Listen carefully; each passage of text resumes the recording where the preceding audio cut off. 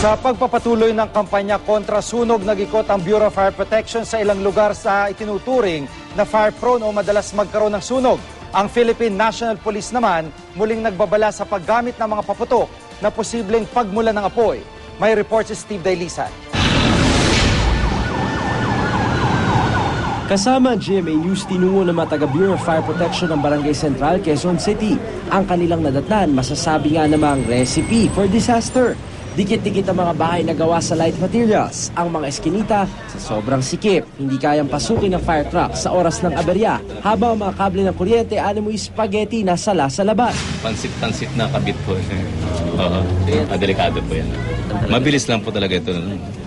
Light materials po ito. Mga 5 to 10 minutes po, maupo. Saglit lang po maupos.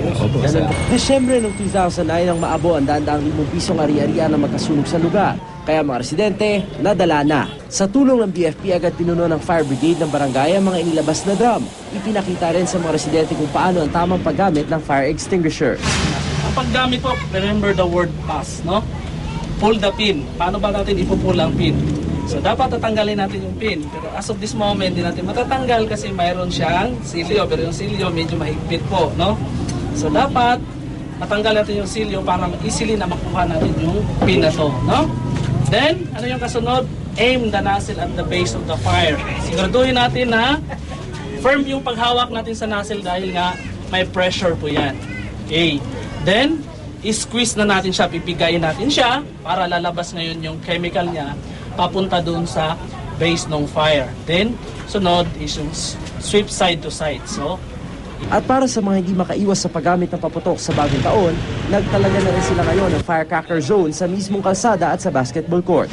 Automatic na silang lahat ay lumalabas at doon na namin pinapaputok lahat sa aming kalsada. So wala ho dito sa wala dito, wala sa Eskinita lahat. Kaya lahat ng tao ay wala sa Eskinita, lahat ay nasa service road at doon nagpapaputok.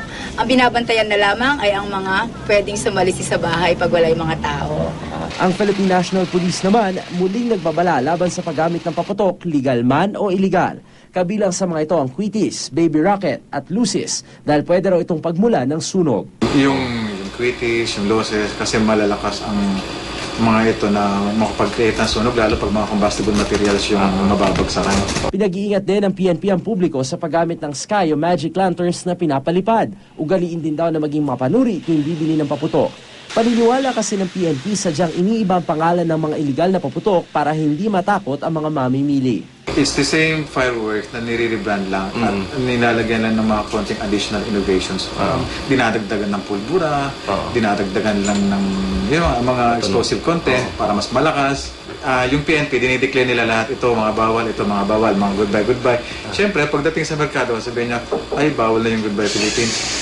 Ito meron kami goodbye, ibang pangalan. So, makakalusot sila, pwede nang ibenta ngayon. Which is, the same banana pa rin yung sa mga bawal na Para mag-report ng insidente ng sunog, tumawag sa BFP NCR hotline. Mananatili raw na kahit-hand alert ang BFP hanggang sa January 1. Steve Dailisan, GMA News.